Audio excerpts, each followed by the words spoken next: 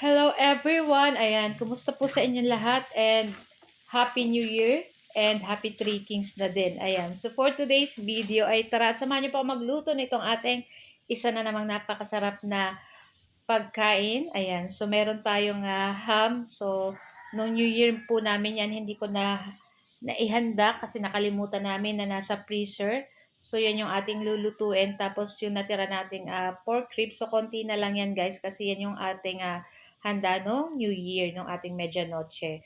So, napakasarap po nito sa lulutuin nating Java rice. So, tara na guys at samahan niyo po ako magluto and enjoy watching po. Ayan. So, shout out sa ating mga new followers ng Mamshi and Three Sons and sa ating mga dati na mga followers na naging friends na rin natin dahil lagi silang nagko-comment at yung mga nag-share po ng ating video. Thank you so much. So, yun nga guys. So, nagpainit tayo nitong ating kawali. Ayan. Tapos, naglagay tayo ng konting mantika at naglagay rin tayo ng butter. Ayan. Tapos, naglagay na rin ako ng konting asin. Kasi yung ating kanin ay nilamas na natin kanina at nilagyan ko na rin yun ng konting asin. So, may lasa na po yun. Tapos, ayan, magigisa na tayo dyan ng itong ating bawang. Tapos, naglagay tayo ng, ang tawag niyan, aswete na powder. Tapos, yung ating green bell pepper, ilagay na rin po natin. Tapos, ilagay na natin dyan yung ating kaning lamig. So, marami po kaming natira. So, dapat hindi masayang kasi mahal po ang kilo ngayon ng bigas. Kaya, pasarapin na lang natin. And, syempre, napakasarap po niyan ka-partner ng ating ham na niluto natin, na ipiprito lang natin. Tapos, syempre, ang ating baby back ribs. Ayan. So, ayan, lulutuin lang natin itong ating kanin dyan. So, makikita nyo is nag-yellow na siya. So, yung iba po nito guys, hindi natin gigisa. Diretso pag sinaing na yung kanin. So, may napanood ako guys. Pag saing niya, kasama na dun yung butter, tapos yung bawang, yung aswete na powder, yung garlic, tapos nilalagyan pa nila ng paprika. Ako hindi ko na nilagyan. Pero, napakasarap na po nitong ating Java rice. Ayan. So, naglagay rin lang ako dyan ng liquid seasoning para mas malasa yung ating Java rice. So, optional lang naman po yan kung ayaw nyo lagyan or kung wala kayo, okay lang naman kahit wala. Ayan.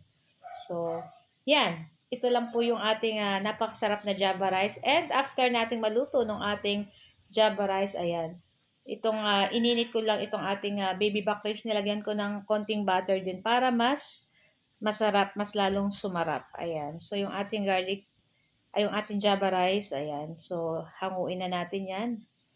Ayan. Tapos, hintayin lang natin mag-ano yung ating baby back ribs. Ayan. Kasi, medyo malamig po yan na frozen natin. Kaya, dapat init na init or lutong-luto siya para mainit po. At pakatikatihin lang natin yung sabaw or yung sauce nitong ating baby back ribs. At pagkatapos, ilang minuto ay okay na rin to guys.